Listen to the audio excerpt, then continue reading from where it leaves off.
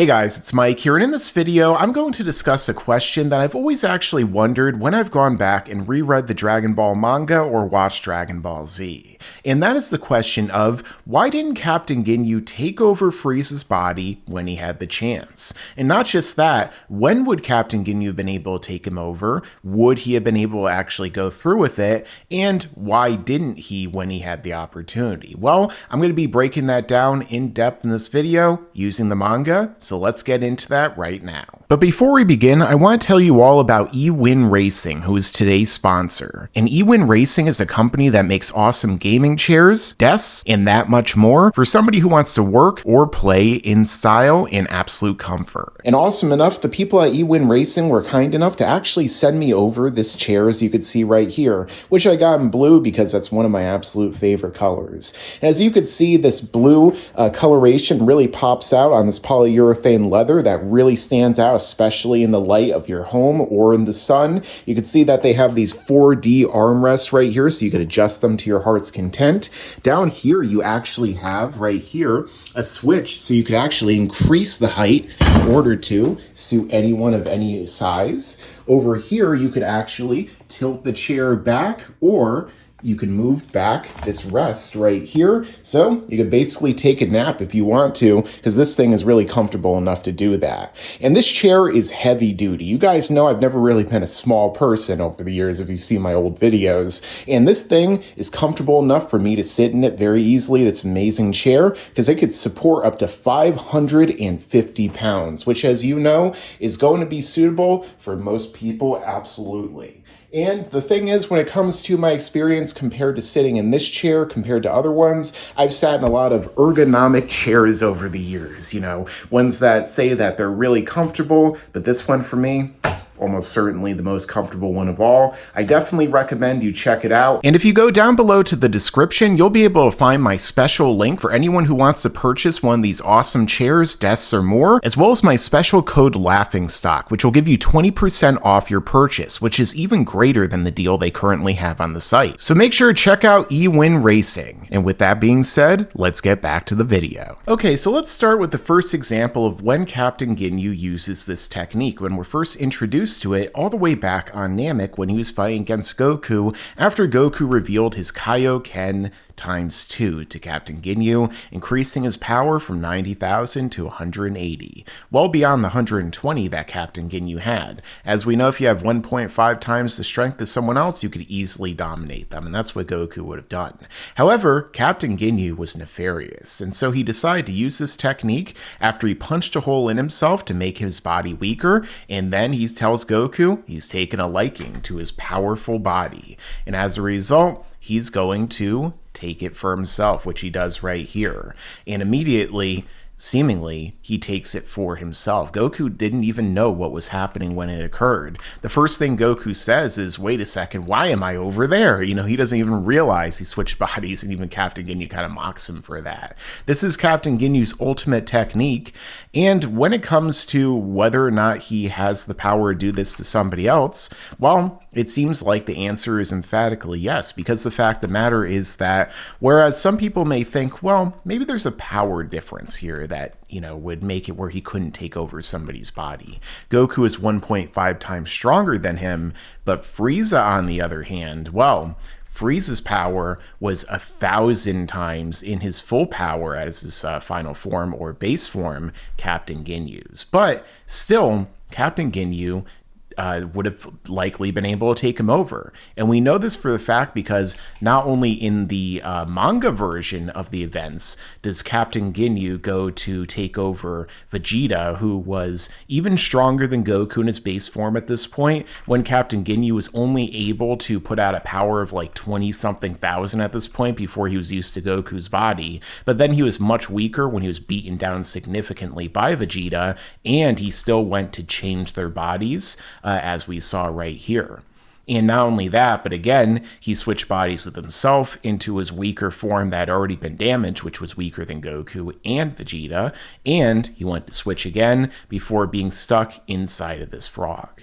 So, as a result, you would think that that would be the absolute limit. Like, Ginyu wouldn't be able to take over anyone. But in the filler in Dragon Ball Z, the anime, Captain Ginyu in this frog body, as we could see right here running away from Vegeta hopping, really, was able to actually take over Bulma's body, who, of course, would have been way more powerful than any frog. And as a result, especially when she gets mad, and as a result, was able to take over her body and would have been able to take over anyone else. All he would have to do is say change, and then in turn use that ability regardless of what body he was in to take it over. I mean, for all we know, the original Captain Ginyu had a power level of like 500 and took over somebody with 120,000 with that purple body of his.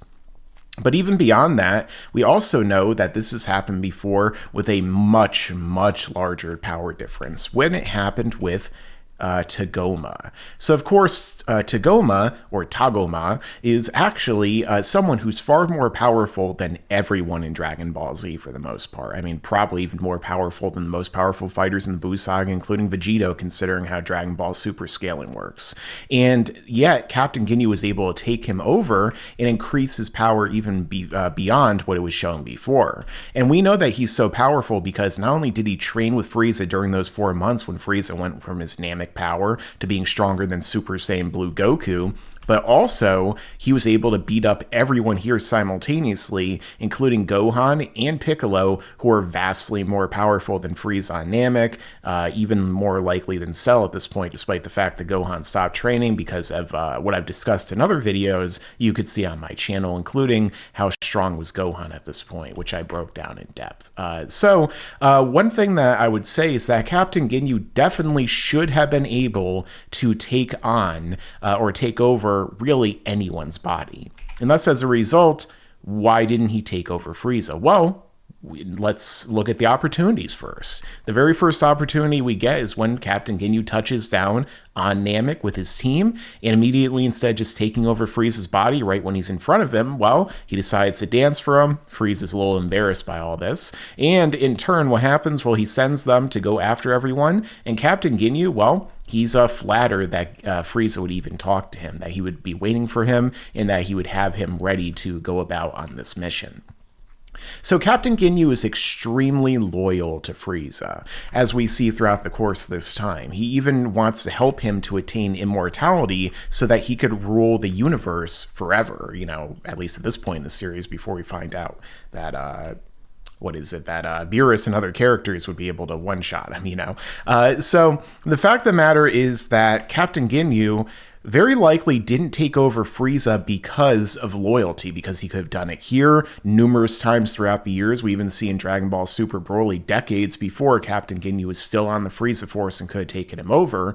But the fact of the matter is he didn't do it. And I'm guessing that's just because of loyalty, or another possibility, as you can see right here, is that Captain Ginyu actually knew what Frieza wanted to do. He knew he was going to make himself immortal. So maybe Captain Ginyu was literally just waiting for the absolute perfect moment to take over the strongest fighter in the universe of Frieza, and that perfect moment would be after he achieved immortality. Because think about it. For all we know, when you take over somebody's immortal body, you get their immortality as in transfer over to this Captain Ginyu's body, and as a result, what would happen? Well, Captain Ginyu would not only be the most powerful fighter in the universe, the mortal at least, but he would also be immortal on top of it. So nobody would really even be able to touch him, even characters that we see who are more powerful, except for ones that could erase him from existence, like the Gods of Destruction or Zeno, or, if they use certain types of Dragon Balls to remove his immortality, etc., etc. Now, what would have actually happened if Captain Ginyu did take over Frieza's body? Well, that is definitely a really interesting question because of what we learn about Frieza a little bit later on, which is that Frieza actually has multiple transformations on top of his already significant power of 530,000. Not only in his first form was he more powerful than the vast majority of beings in the universe until they kept introducing stronger ones, but then he can get to over 1 million with his second form, into the millions with his third xenomorph form, and then finally into the over 120 million with his final form, or really his base form that he was born into. So as a result, Captain Ginyu would be able to multiply his power 1,000 times from his form until that, assuming that he would even be able to transform, because that was one of the biggest problems when it came to Captain Ginyu when we saw him take over Goku's body, where despite the fact that Captain Ginyu took over a body that had a 90,000 regular base power level, and of course the fact that he had also been able to, power up as Kaioken Goku when he fought him, what ended up happening was that we see that Ginyu goes to fight the Z Fighters, well, Gohan, Krillin, and Vegeta, if you want to count him as a temporary member at this point. And you think that maybe he's going to go and easily dominate them, but he goes to power up to a strength of 180,000, and what ends up happening? Well, as we could see right here, when he really powers it up and revs it up to try and go full power, we see that Jace, or Geese, named after cheese, just like Captain Ginyu is named after sound a cow makes and milk and everything like that. And then Jace says, it's 23,000. Just 23,000. And then Krillin starts to beat him up and everyone else. So, the fact that Captain Ginyu, at least in the manga version, had zero control over Goku's body. In the anime version, he started to kind of get it a little bit, shows that there's a strong possibility that he might not even be able to use the full 530,000 of Frieza's power. And not just that, but additionally, he might not even know how to tap into these forms. He might not even know that Frieza has the forms, because the only one that we get confirmation that really knew that Frieza could transform before he does it was Zarbon, one of his closest people, his advisor, somebody who'd been with him since the start, who was there on the ship when he blew up Planet Vegeta. So it's entirely possible that Ginyu would never even know that he could transform into these other states. And thus, as a result, he would be perpetually stuck in this small form right here, Frieza's weakest and most suppressed form of 530,000. However, over time, maybe he would be able to tap into these, and there wouldn't really be anyone who'd be able to do much to him, aside from like if Babidi showed up and tried to control him, if, somebody else were to, for example, try and either fight him in the future, like if he showed up on Planet Vampa and fought Broly, or if Deborah showed up and fought him, or, let's say that Cell became perfect in this particular situation and the Z Fighters, maybe didn't even fight Frieza, because let's say, for instance, that, Captain Ginyu took him over years before the Namek situation. Would they ever actually fight against Frieza? And let's say that, Captain Ginyu took over Frieza's body after, right before he went to fight against the Z Fighters and everything, things could drastically change because Captain Ginyu would have different motivations. He might not be so willing to blow up the planet to kill everyone. He might just leave with this new form and go to fight on other planets. It's really up in the air at this point, and it would have massive changes for everything in this story, because the fact that Ginyu really had so many opportunities to take this guy over, and let's say that he took over Frieza in his first form, and then Goku shows up, goes Kaioken, he utterly annihilates him. Wouldn't even be a fight, which would likely mean that Goku would never get Super Saiyan, and as a result, they'd be way weaker by the time the androids show up, and everyone would likely, be together on the Earth, never Goku going to Yardrat or anything like that, didn't have instant transmission, and so the androids would probably win at that point, because everyone would be significantly weaker, unless Goku and Vegeta just so happened to attain Super Saiyan during their training on the planet. Assuming that Vegeta even went back to the Earth, maybe he would, maybe him and Goku would have fought again during the time before the androids show up, but it's almost certainly that everyone will be wiped out with the exception of maybe, Gohan and Trunks. And then what are they going to really do at that point? Are they going to go to the original Namek and maybe wish their friends back after training in the afterlife? Maybe that would be a little bit more likely because the original Namek would be there and they knew how to get there as opposed to new Namek. See how this opens up a massive can of worms just if Captain Ginyu took over Frieza's body in the first place?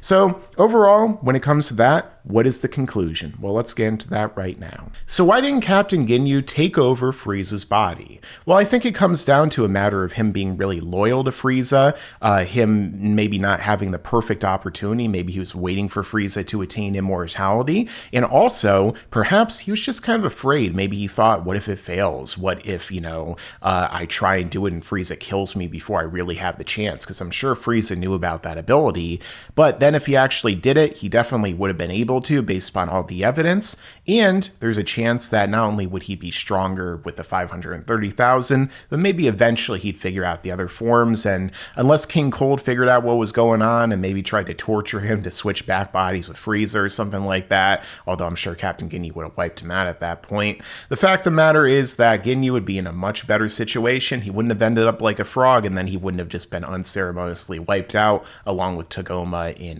the Dragon Ball Resurrection F section. So let me know your own thoughts down below in the comments. Also, make sure to go down below to the description in order to find my special link for eWin Racing, as well as my special code Laughingstock, so you can get 20% off the cost. And stick around, because there's a lot more to come in the future. And you better subscribe!